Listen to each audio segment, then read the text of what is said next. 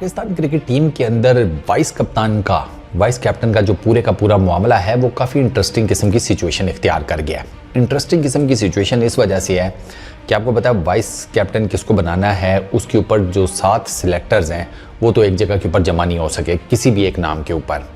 तो किसी के पास कोई नाम था, किसी के पास कोई नाम था, कुछ जिसे कहते हैं कि एक नाम के ऊपर ना ये 6-7 इकट्ठे नहीं हो सके। तो फिर इवेंचुअली क्या हुआ कि इस आइडिया को ड्रॉप कर दिया गया कि वर्ल्ड T20 में बाबर आजम के साथ उनका कोई वाइस कैप्टन होगा। अब सिर्फ पाकिस्तान के बाबर आजम कैप्टन है and that is it. Shaheen Shah Afridi को अप्रोच किया गया, उन्होंने साफ इनकार कर दिया।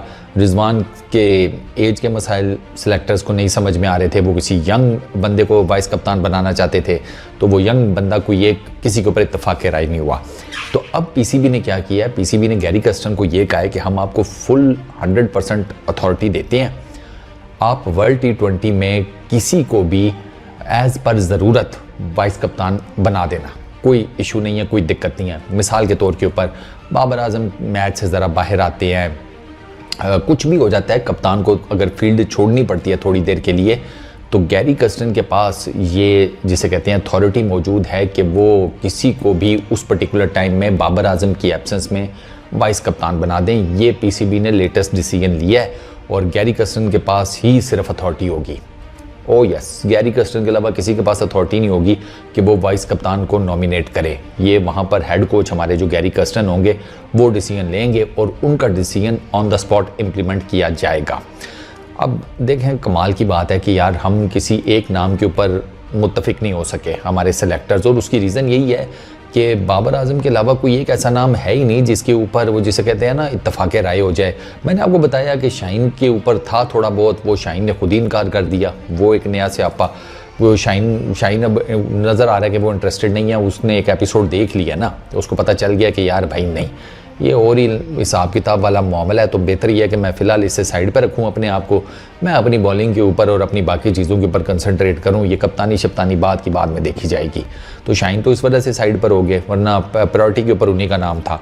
रिजवान का मैंने आपको बताया, रिजवान का इनको यह है कि एज फैक्टर है। रिजवान ये उसको लंबा जिसे कहते हैं वो इतना लंबा तो नहीं चल पाएगा जितना अगर कोई यंगस्टर नीचे से उठाकर वाइस कप्तान बनाया जाए, जो बाबर आजम की कप्तानी से में मतलब सीखे, अपने आप को ट्रेन करे, एक्सपीरियंस हासिल करे और वो फिर पाकिस्तान का क्या पता आगे जाकर कप्तान बन जाए। वैसे कोई कंफर्म नहीं होता, ये मैं आपको बता दूं, पाकिस्तान की क्रिकेट में कुछ कंफर्म नहीं होता कि किसी को भी वाइस कप्तान बना दें और वो आगे चलकर कप्तान बने। ये शादाब खान का केस आपके सामने है, वाइस कप्तानी करते रहे हैं, कब बने हैं ये कप्तान। एक इन्होंने सीरीज़ में कप्तानी की थी अगेंस्ट क्या नाम है उसका, अफगानिस्तान। इतने बुरे हमें 76 पड़े थे उस T20 सीरीज़ में, हम हार गए थे अफगानिस्तान से। तो शादाब खान का तो वहीं पर बस हो गया था। शादाब खान ने कहा था भाई ये चक्कर ही कोई नहीं, और उसमें प्रॉब्लम ये हुई थी उस सीरीज़ में, मज़े की बात को बात बताऊँ, उस सीरीज़ में रिजवान और बाबर नहीं थे। तो शादाब ने तो अपने मुंह से आकर बोल दिया था कि इन दोनों के बगैर भाई टीम का कोई हिसाब किताब नहीं है। तो अब बाबर तो कप्तान दोबारा बन गए हैं, वो जिसे कहते हैं ना मजबूरी का नाम शुक्रिया, क्योंकि वर्ल्ड T20 आ गया, बाबर आजम को निकाल दिया गया था, मतलब उनको कप्तानी से हटा दिया गया था, फिर शाहीन कप्तान बने। तो उन दोनों का वो बीच का जो था वो सारा कुछ सामने आया। उसके बाद फिर जब शाहीन से कप्तानी ली गई, दोबारा बाबर को बना दिया गया, तो वो जिसे कहते हैं नया फालूदा तैयार हो गया। अब उस सारे फालूदे के अंदर मिक्सचर ये इसका बन गया वाइस कप्तानी के रोले का। तो खैर मेरे सामने ठीक है यार, नहीं है कोई वाइस कप्तान तो क्या है, वो for the time being match में किसी को बना दें, अब और क्या हो सकता है। हमारी क्रिकेट में इसी तरह ही है भाई, हमारी क्रिकेट में कौन सा पीछे से एक चीज़ चली आ रही है और आपने उसी को वो जिसे कहते हैं बीज लगाया और उसके बाद आपने उस बीज की खातर मदारत की, उसे खाद शाद सही डाली, पानी शानी सही डाला, वो फूलता फूलता फूलता पहले पौधा बना, फिर पौधे के बाद वो थोड़ा सा यंग दरख्त बना, फिर वो ज़रा फुल टाइम ग्रो अप कर गया। हमारी क्रिकेट में तो इस तरह का कोई काम है कोई नहीं। हमारी क्रिकेट में तो सीड लगाना तो दूर की बात है, सीधे का सीधा कभी आकर कोई दरख्त लगा देते हैं, कभी आकर कोई दरख्त लगा देते हैं। तो हमारा इसी तरह ही चलता है।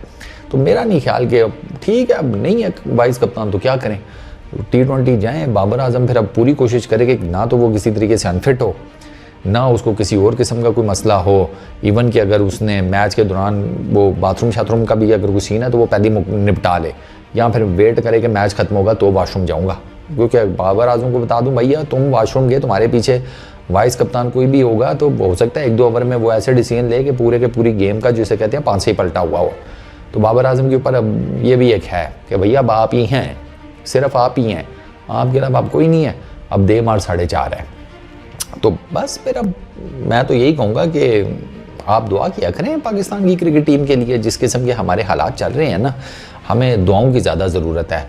दवा शवा हमने करनी कोई नहीं, वो हम उसकी आदी नहीं है, जो साफ सी बात है। दवाइयाँ नहीं, दवाई नहीं, बस ऊपर वाले ही अब कोई मौजा दिखाए तो हम जिसे कहते हैं कुछ किसी मेजर टूर्नामेंट में, किसी बड़े टूर्नामेंट में कुछ करन जोगे हो जाएं।